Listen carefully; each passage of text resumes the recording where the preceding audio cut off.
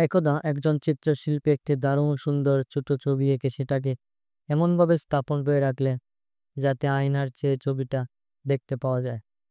এটা দূরত্বটাকে দ্বিগুণ বাড়িয়ে ছবিটা আরো মায়াবী করে তুলল এবং ছবিটা আগের চেয়ে দ্বিগুণ মনোরম দেখালো।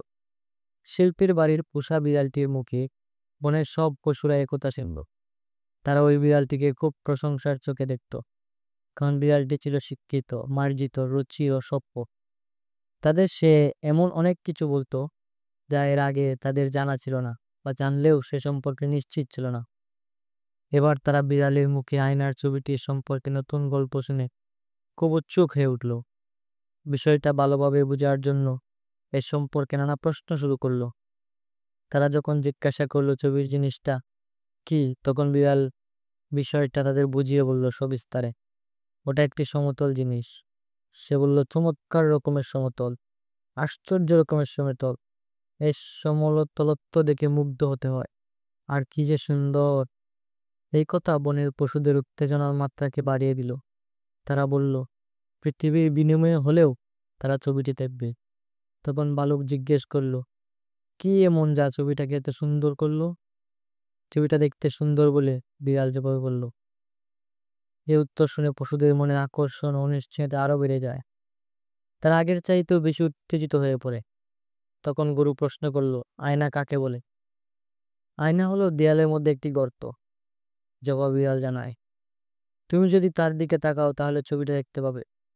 আর সে ছবি এত সুন্দর, এত সূক্ষ্ম, এত স্বর্গীয় যে তার কল্পনাতে সুন্দর তোমাকে এতটাই অনুপ্রাণিত করবে, যার ফলে তোমার মাথা ঘুরতে থাকবে। অতি আনন্দে তুমি মূর্ছা যাবে। গাধা এতক্ষণ ধরে একটি কথাও বলেনি। এবার সে বিষয়ে একটু সন্দেহ প্রকাশ করতে আরম্ভ করলো। সে বলল, এত সুন্দর কোনো জিনিসের আগেও ছিল না এবং আজও নেই। তার মতে কোনো জিনিসের সৌন্দর্যের বিষয়ে যখন বিরাট বিরাট বিস্ময়যোগ্য করে অতিরঞ্জিত করা হয়, তখন সে সৌন্দর্যের ব্যাপার সন্দেহের অবকাশ থেকে যায়। স্বাভাবিকভাবে এই সন্দেহ পশুদের মধ্যে একটি বিরূপ প্রতিক্রিয়া সৃষ্টি করল, আর তাতে বিড়ালটি অসন্তুষ্ট হয়ে চলে গেল। দিন কয়েকের মধ্যে এ বিষয়ে কেউ কোনো আর উচ্চ বাক্য করল না। কিন্তু পরে আবার নতুন করে উৎসাহ দেখা দেয় এবং সকলের আগ্রহ স্পষ্ট চোখে পড়ল। তারা তখন গাধাটাকে খুব বকাঝকা করলো, কারণ সে বিনা প্রমাণেই ছবিটা সুন্দর নয় বলে সন্দেহ প্রকাশ করে তাদের এত বড় একটা সম্ভাবনাময় আনন্দতে নষ্ট করে দিয়েছে। গাধারা কিন্তু এত কিছুর পরেও বিচলিত হলো না। সে তখন তাদের বলল, আর বিড়ালের মধ্যে কে সঠিক সেটা প্রমাণ করার একটি মাত্র উপায় আছে। সে নিজে সেখানে গিয়ে গর্তটা দেখে এসে বলবে সে কি দেখেছি। পশুরা তখন স্বস্তির নিঃশ্বাস ফেললো, আর খুশি হয়ে গাধাকে তখন সেখানে যেতে বলল। গাধাও তাদের কথা মতো কাজ করলো, কিন্তু সে জানতো না ঠিক কোথায় দাঁড়াতে হবে বলে সে ভুল করে আয়নার আর ছবিটার মাঝখানে গিয়ে দাঁড়ায়। ফলাফলে আয়নার ছবিটা দেখাই গেল না।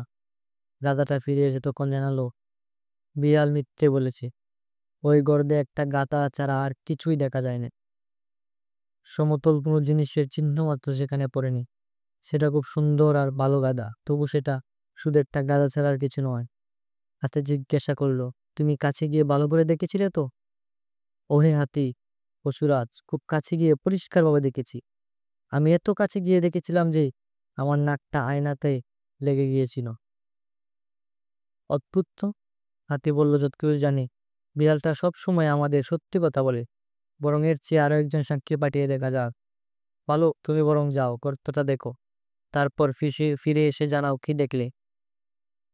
তাই বালক সেখানে গেল। ফিরে এসে বলল, বিড়াল আর গাধা দুজনেই মিথ্যে কথা বলেছে। গর্তে একটা বালক ছাড়া আর কিছু নেই।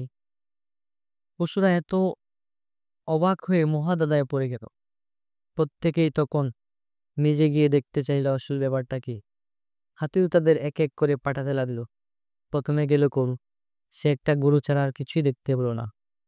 বাঘ একটা বাঘ ছাড়া আর কিছুই দেখতে পেল না। সিংহ একটা সিংহ ছাড়া আর কিছুই দেখলো না। চিতা দেখতে পেল শুধুই চিতা।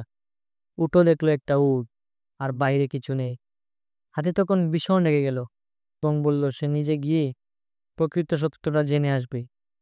যখন ফিরে এলো, এসে সমস্ত প্রজাদের সে মিথ্যে কথা বলার জন্য তিরস্কার করলো এবং বিড়ালের নৈতিক ও মানসিক অন্ধত্বের জন্য এমন রেগে গেল যে তাকে আর শান্ত করা গেল না।